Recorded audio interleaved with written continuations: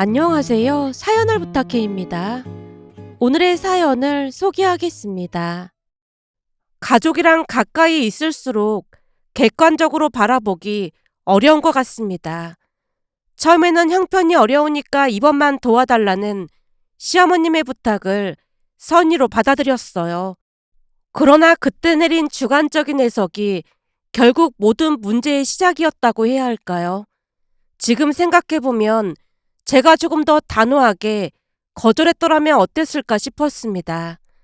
하지만 어쩌면 그로 인해 집안의 평화가 다시 찾아왔으니 인생은 참 모르는 일이라는 생각이 든답니다. 우리 부부 사이에는 큰 문제가 없었어요. 우리는 서로 존중했고 큰 다툼 없이 지내왔으니까요. 문제는 결혼 후 시어머님의 반복되는 행동으로 인해 점점 지쳐갔고 나아가 남편에게까지 미운 감정이 싹트게 되었습니다. 처음에는 어쩌다 한 번이겠지 하며 넘겼지만 그 횟수가 늘어가면서 더 이상 무시할 수 없는 문제가 되었거든요. 시어머님은 늘 급한 일이 생길 때마다 제게 손을 내밀었어요. 형편이 어렵다며 도움을 요청하거나 도와주지 않으면 저를 무정한 사람처럼 몰아세웠습니다. 처음에는 이해하려고 애썼는데요. 가족이니까 어려울 땐 도와야 하지 않겠나 싶었지만 한두 번도 아니고 반복되는 부탁에 점점 지쳐갔어요.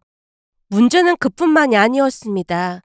제가 도움을 거절하면 그 순간부터 시어머님은 서운함을 드러냈고 그러다 보니 점점 미묘한 갈등이 생기기 시작했습니다. 남편을 처음 만난 건 생각지도 못한 황당한 실수 덕분이었어요. 그날은 엄마 생신이었고 퇴근 시간 무렵 회사 근처에서 일하는 동생에게서 전화가 걸려왔습니다. 누나, 언제 퇴근해? 이제 마무리하고 나가려고. 한 20분 뒤면 퇴근할 수 있을 것 같아. 그럼 내가 누나네 회사 앞으로 갈게. 저번에 내려줬던 거기 서 있을 테니까 거기로 나와. 정말? 알았어. 그럼 가는 길에 베이커리 들러서 케이크 하나 사가자. 전화를 끊고 서둘러 일을 마무리한 뒤 가방을 챙겨 1층 현관으로 내려왔습니다. 회사 밖으로 나서자마자 갓길에 하얀색 세단 한 대가 깜빡이를 켜고 서 있는 게 보였어요. 색깔도 그렇고 딱 봐도 동생이 타는 차여서 망설임 없이 뒷문을 열고 차에 올라탔습니다. 타서 보니 동생이 차 블루투스로 연결해서 어딘가로 통화를 하는 중이었기에 일부러 말을 걸지 않고 문을 닫았습니다. 많이 바빠 보여서 그런가 보다 했거든요.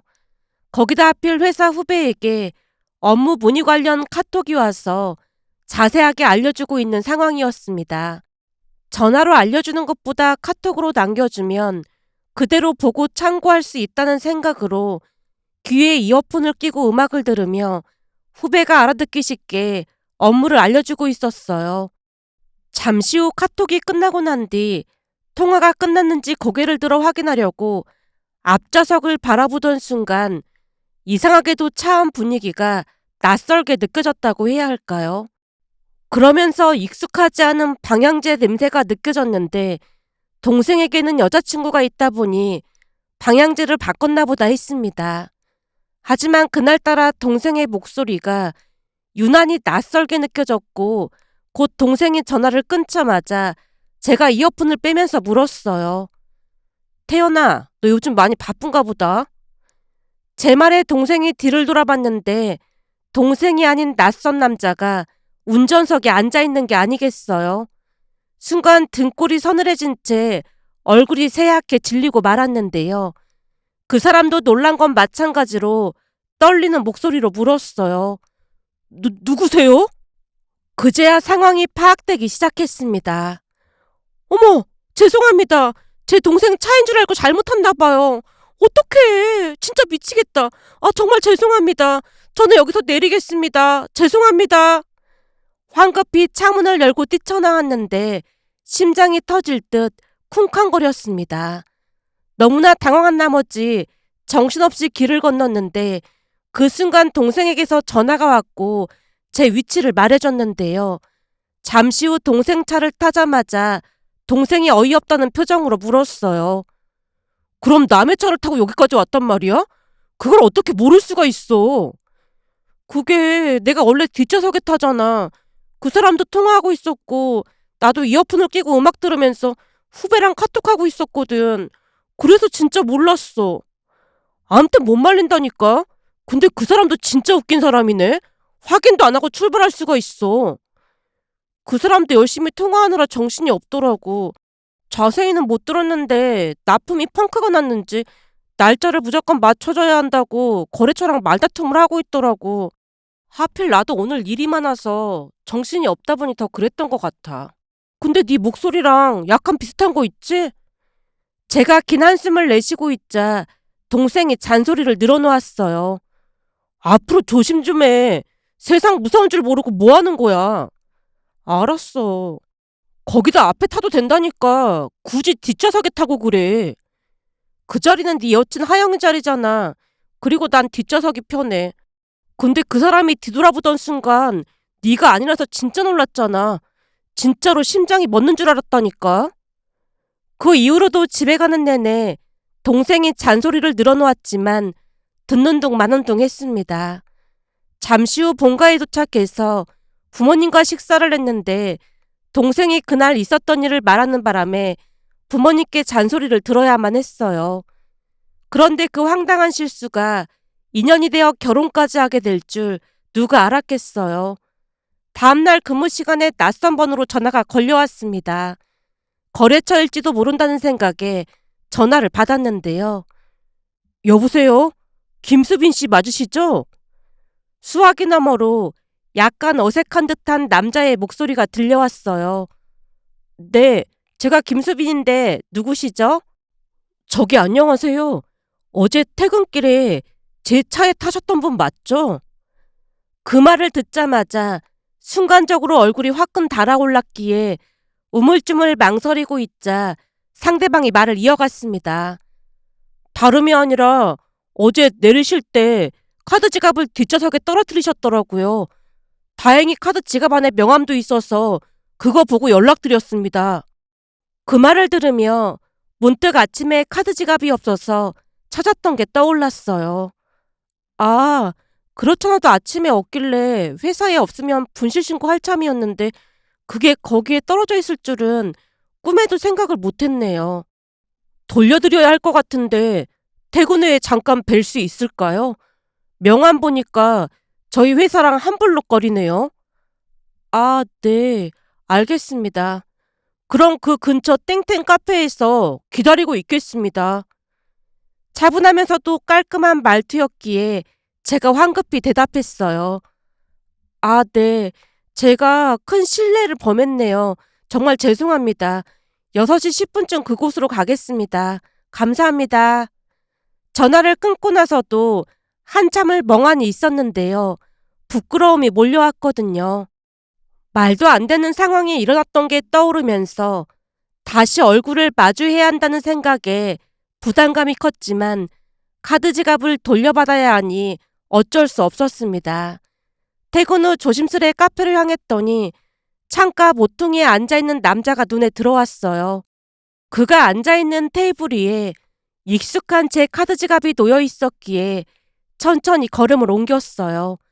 그가 커피를 마시면서 수첩에 열심히 뭔가를 적고 있었는데 은은한 조명 아래 비치는 안경 너머의 눈빛이 유독 차분해 보였습니다.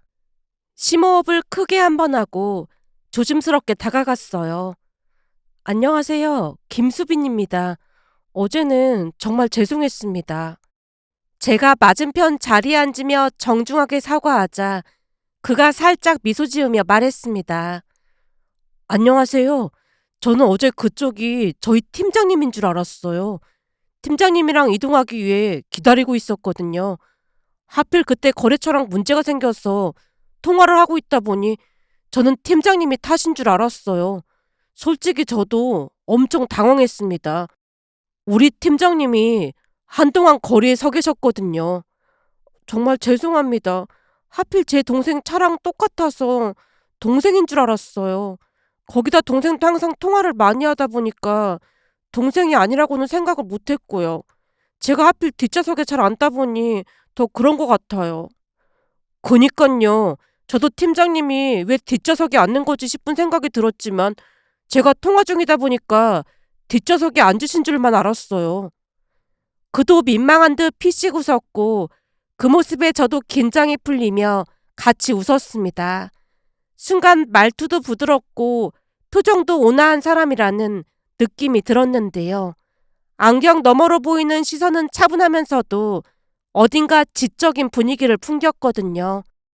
그렇게 어색한 첫 만남은 의외로 편안하게 흘러가기 시작했습니다. 잠시 이런저런 대화를 나누다가 너무 미안한 마음이 들어서 급히 가방을 뒤져 봉투를 꺼냈어요. 안에는 미리 준비해둔 5만 원짜리 신권 2장이 들어있었고 제가 봉투를 조심스레 내밀며 말했습니다. 제 카드 지갑도 찾아주시고 고마워서 준비했어요. 어제는 정말 죄송했습니다. 그가 봉투를 내려다보다가 웃으며 말을 꺼냈습니다. 제 실수도 있는걸요.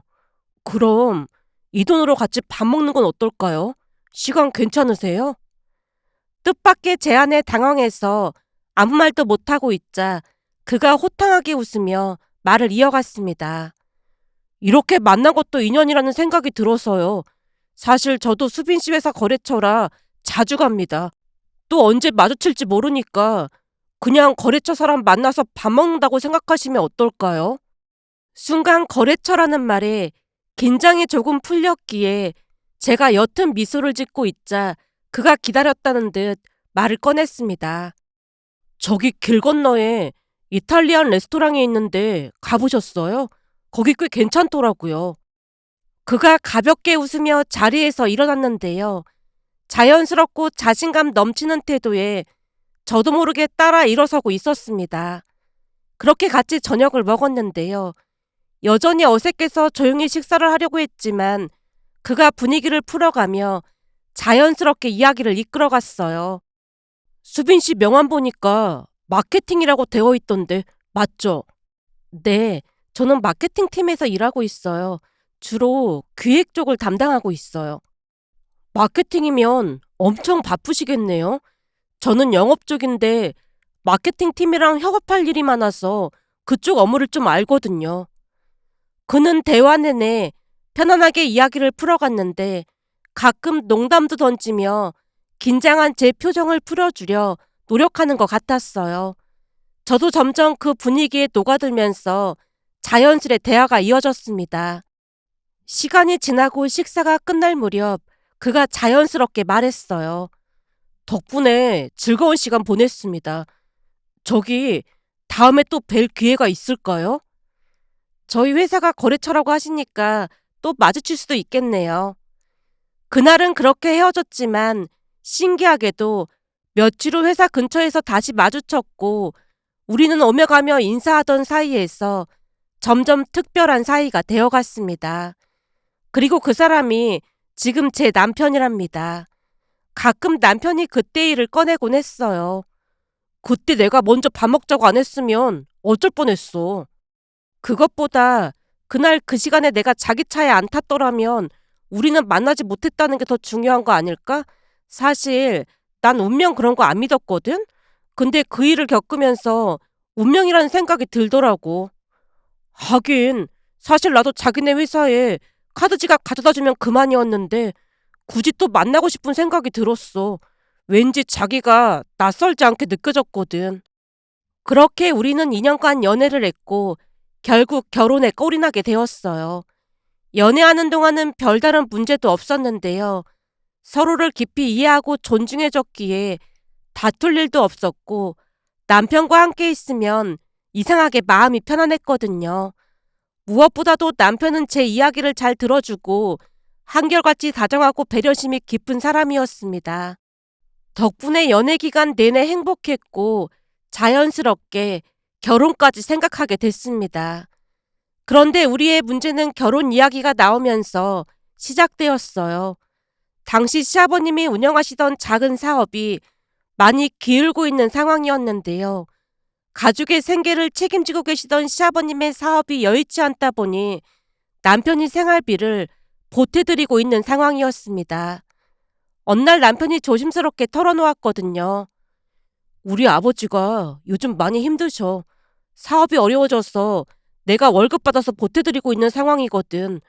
아버지가 그걸 무척 미안해 하시는데 방법이 없네. 남편의 표정에는 미안한 기색이 역력했습니다.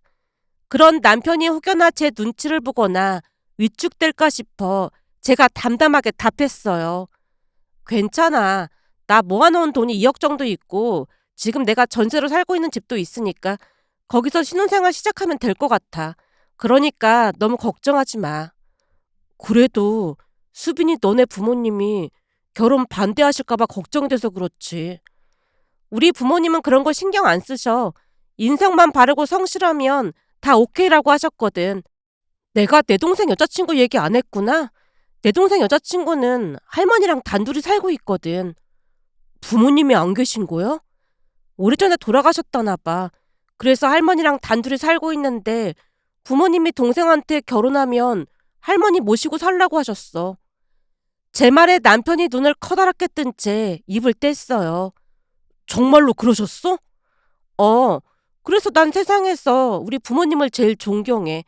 동생 여자친구가 부모님이 안 계시다는 얘기 듣고 우리 엄마가 뭐라고 했는 줄 알아? 부모를 선택해서 태어날 수 있는 것도 아니고 일찍 돌아가신 건 그 누구의 잘못도 아닌데 무슨 상관이냐고 하셨어.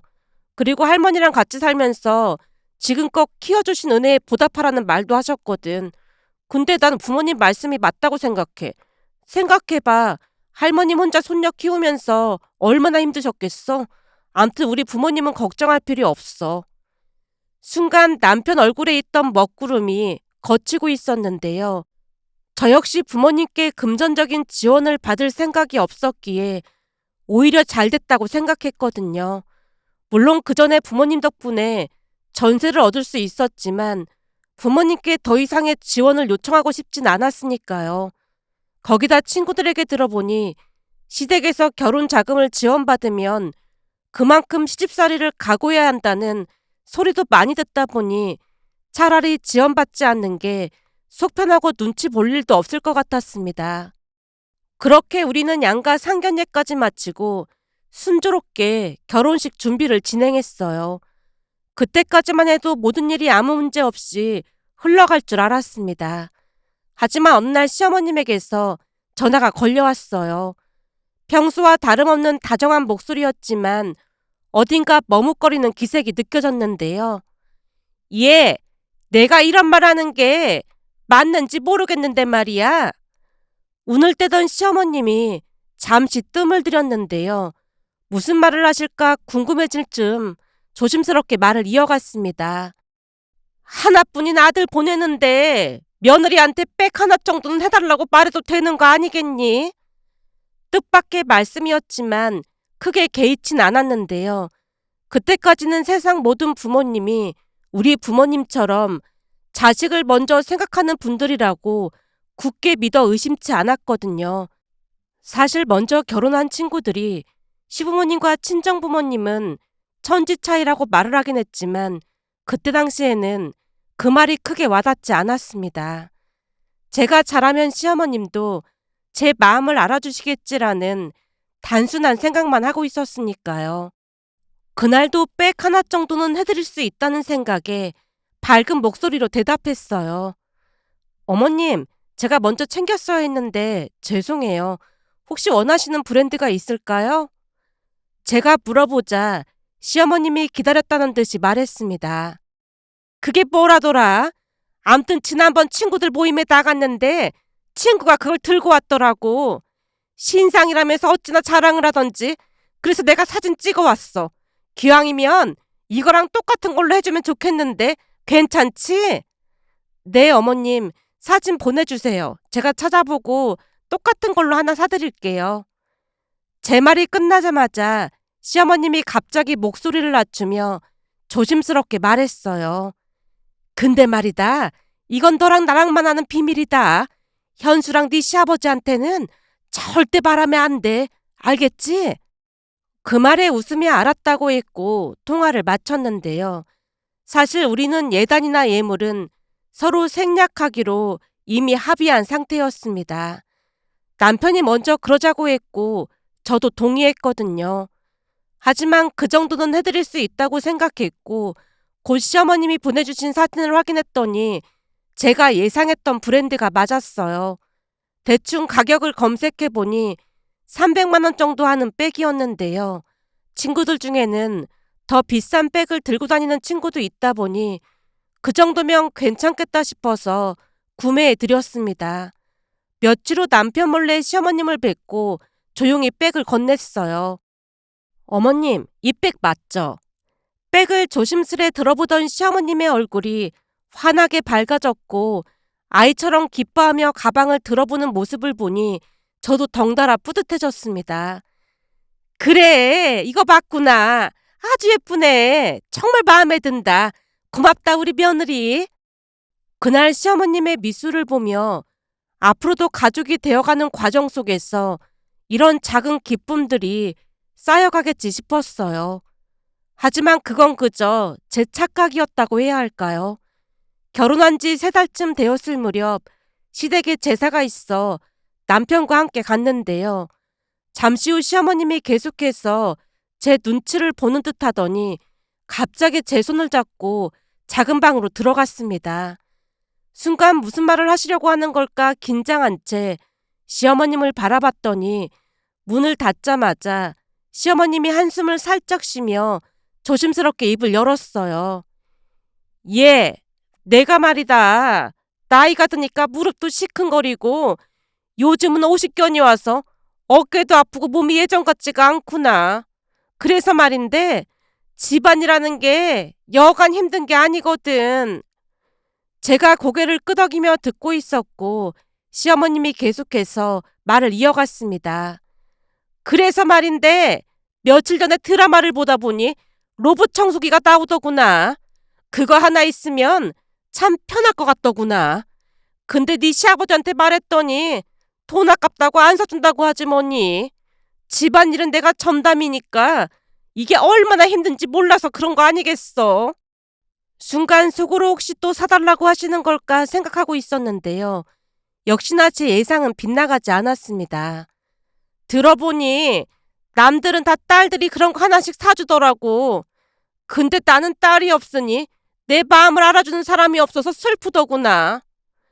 시어머님이 슬픈 표정을 지은 채 고개를 떨구다가 곧 다시 말을 이어갔습니다. 그치만 넌 딸 같은 며느리잖니. 그래서 말인데 네가 내 마음을 좀 헤아려주면 안 되겠니? 내가 요즘 무릎도 아프고 허리도 아프고 참 힘들거든. 나중에 병원비 들어가는 것보다 그게 낫지 않겠니? 시어머님이 제 눈을 바라보며 은근한 기대감이 담긴 미소를 지었는데요. 물론 우리가 맞벌이를 하고 있지만 월급쟁이 입장에서 100만 원이 넘는 돈을 가볍게 쓴다는 건 쉬운 일이 아니었습니다. 순간 저도 모르게 표정이 굳어졌는지 시어머님이 제 얼굴을 살피더니 이내 실망한 기색을 감추지 못했어요. 왜? 싫으니? 아유, 싫으면 말고. 나는 그냥 너 보면 딸 같은 마음이 들어서 속에 있는 얘기를 편하게 한 건데 기분 나빴다면 없던 일로 하자꾸나. 이러다 골병 들어서 병원 다니면 병원비밖에 더 나오겠어. 지금도 안 아픈 곳이 없는데 말이야. 시어머님이 허리를 두드리며 실망한 표정을 지었기에 순간적으로 마음이 복잡해졌고 결국 고개를 끄덕였습니다. 알겠어요. 그럼 제가 한번 알아볼게요. 알아볼 필요 없고 내가 어떤 제품인지 사진 찍어놨으니까 사진 보내주마. 시어머님이 사진을 보내줬는데 200만 원 가까이 하는 제품이었습니다. 우리 며느리 고맙다. 근데 이번 것도 절대 아무한테도 말하면 안 된다. 우리 둘만의 비밀이야, 비밀. 시어머님이 빙그레 미소 지었고 그 미소에 저도 애써 따라 미소 지으며 고개를 끄덕였어요. 결혼 후 우리 집의 재정관리는 제가 도맡아 하고 있었는데요. 가지고 있던 비상금으로 몰래 장만해드리는 건 어려운 일이 아니었지만 시간이 지날수록 뭔가 잘못되어 가고 있다는 생각이 들기 시작했습니다. 시어머님의 요구가 점점 커지기 시작했거든요. 예, 나 지금 백화점인데 나한테 진짜 잘 어울리는 옷을 봤지 뭐니. 근데 가격이 좀 비싸서 그러니까 아무한테도 말하지 말고 돈 좀 보내줄 수 있겠니? 라는 요구를 아무렇지도 않게 했으니까요. 그러다 보니 처음에는 부담스럽지 않은 금액이었지만 요구가 빈번해질수록 경제적으로 부담이 될 수밖에 없었습니다. 거기다 시어머님은 매번 같은 말을 덧붙였어요. 이건 우리만의 비밀이야. 현수한테는 절대 말하면 안 된다. 그 말이 점점 족쇄처럼 느껴지기 시작했는데요. 남편과의 신뢰를 저버리는 기분이 들었고 그 모든 것을 어디까지 감당해야 할지 막막하기만 했거든요. 그렇게 고민이 깊어졌지만 시어머님의 부탁을 거절하는 건 여전히 쉽지 않았어요. 그러던 어느 날은 시아버님이 그 모든 것을 알게 되었고 집안에 한바탕 소동이 벌어졌습니다. 사건의 전말은 이랬는데요. 집안이 발칵 뒤집히기 얼마 전 시어머님에게서 전화가 걸려왔어요. 예, 내가 말이다. 요즘 이가 너무 아파서 치과에 갔더니 임플란트를 몇 개나 해야 한다더구나. 근데 비용이 300만 원 정도 나온다고 하지 뭐니. 순간 멈칫할 수밖에 없었는데요. 300만 원이라면 제게도 큰 부담이 될 수밖에 없었거든요. 제가 당황하던 사이 시어머님이 말을 이어갔습니다. 너도 알다시피 요즘 네 시아버지 사업이 여의치 않다 보니 아파서 밥도 못 먹는데 말도 못 꺼내고 있지 뭐니. 근데 이러다가 진짜로 큰일 날 수도 있다는 말에 내가 어렵게 전화를 했어. 그래서 말인데 네가 좀 도와줄 수 있겠니? 사람이 밥은 먹고 살아야 하는데 뭘 먹지를 못해서 이러다가 황천길 갈 것 같아. 그 말에 한숨부터 나왔는데요. 솔직히 부담스러운 금액임에 틀림없었으니까요. 하지만 다른 것도 아니고 아프시다는데 모른 척 할 수가 없어 우선 알았다고 대답했고 역시나 시어머님이 마지막 말을 덧붙였어요. 그리고 이것도 절대 아무한테 말하면 안 된다. 알았지? 그렇게 제 마음속에는 하나의 무거운 짐이 추가되었습니다. 그 뒤 시간이 얼마나 지났을까요? 얼마 후 시아버님이 단단히 화가 난 목소리로 전화를 걸어왔어요. 지금 내가 묻는 말에 바른 대로 대답해야 할 거다. 너 혹시 시어머니한테 임플란트 하라고 300만 원 보냈니? 갑작스런 질문에 순간 말문이 막혔기에 머뭇거리며 망설이고 있었는데 시아버님의 목소리가 다시 들려왔습니다. 젠장! 이놈의 옆에 내가 미쳐도 단단히 미쳤지. 어디 할 짓이 없어서 며느리한테 돈을 뜯어낼 수가 있어. 아버님, 진정하세요. 내가 지금 진정하게 생겼니? 글쎄 이가 아프다고 해서 치과에 가라고 내가 300만 원을 줬단 말이야. 그래서 난 당연히 병원에 가서 임플란트를 한 줄 알았지. 근데 하루는 일이 일찍 끝나서 내가 집에 좀 일찍 들어왔더니 네 시어머니가 어딜 가고 집에 없더라고. 그래서 언제 오나 하고 TV를 보고 있었는데 잠시 후 현관문이 열리더니 네 시어머니가 들어오더라 그 말이야. 시아버님이 거친 숨을 몰아쉬며 잠시 말을 멈췄는데요.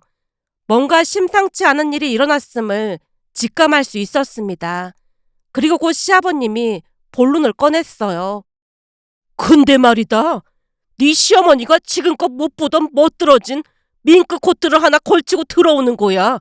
순간 내 눈을 의심했지.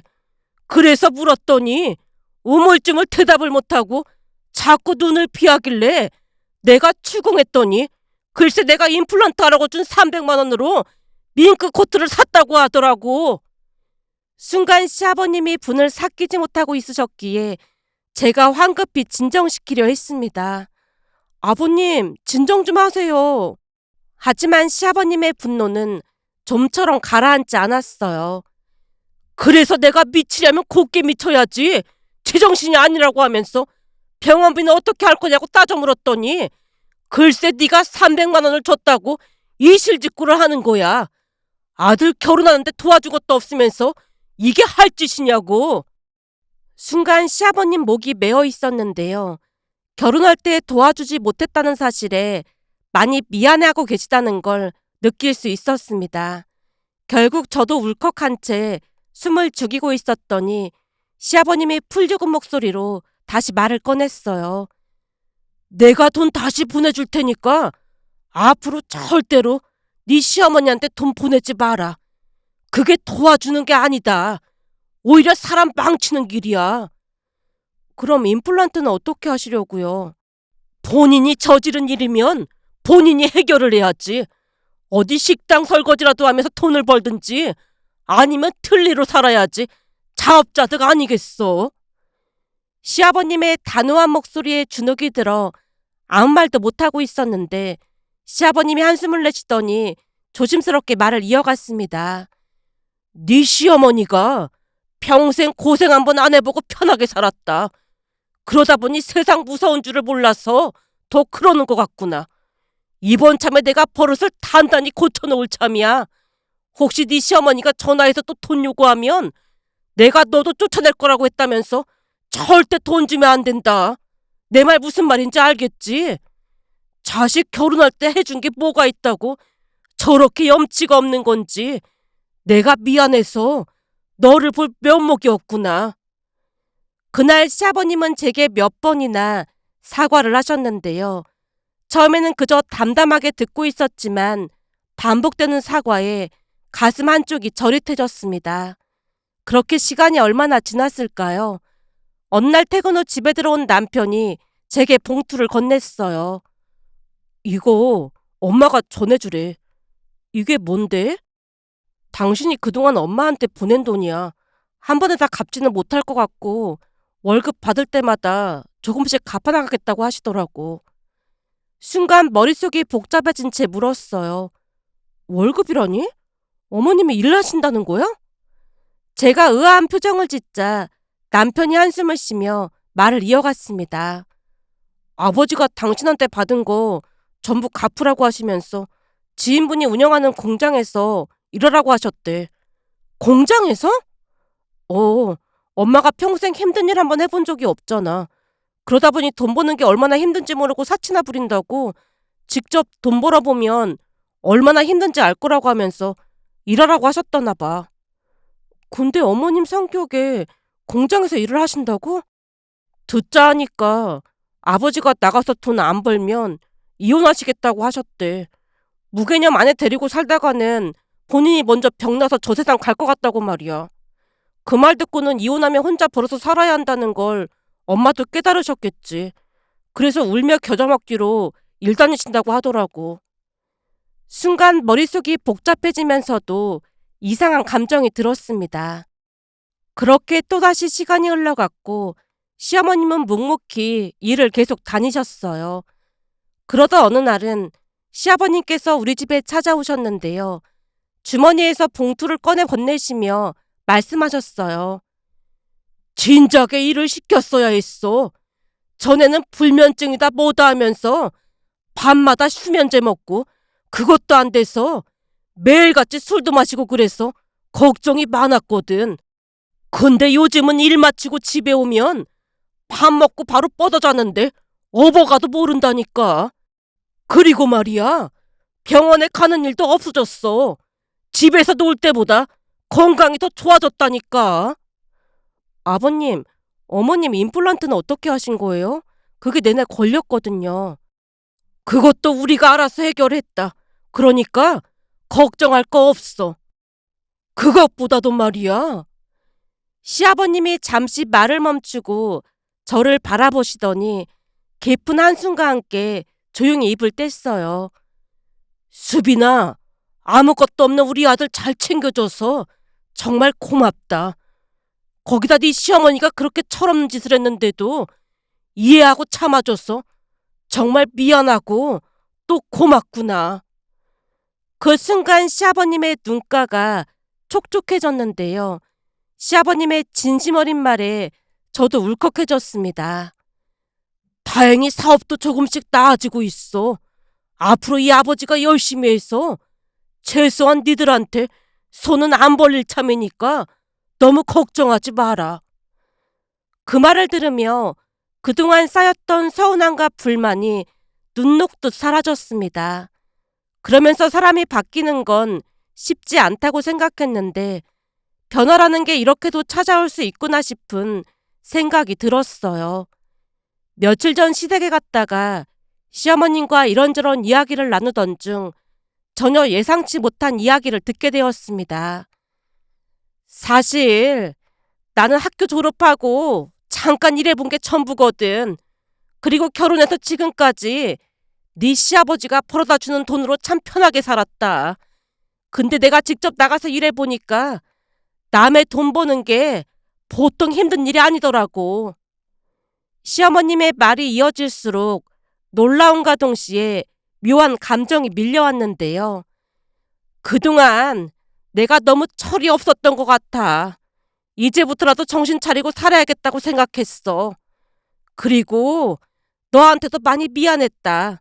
거기서 일하면서 들어보니까 진짜 싸가지 없는 며느리도 많던데 그동안 개념 없는 내 행동을 참아줘서 어찌나 미안했는지 몰라. 몇 달간 일을 하면서 시어머님은 많은 걸 느끼셨던 것 같았어요. 단순히 힘들다는 걸 깨닫는 정도가 아니라 지금껏 살아온 방식과 태도에 대해 돌아보고 반성까지 하셨다는 것이 고스란히 전해져 왔으니까요. 그날 이후 시어머님의 말이 계속 마음속에 남았는데요. 나이를 떠나 새로운 것을 경험하고 배우면서 변화할 수 있다는 것, 그리고 그 변화를 인정하고 받아들이는 용기, 그게 바로 어른의 진짜 멋짐이 아닐까 하는 생각이 들어서 이런 사연도 있을까 싶어 이렇게 글 남겨봅니다. 오늘의 사연은 여기까지였습니다. 즐겁게 보셨다면 구독, 좋아요 부탁드립니다. 고맙습니다.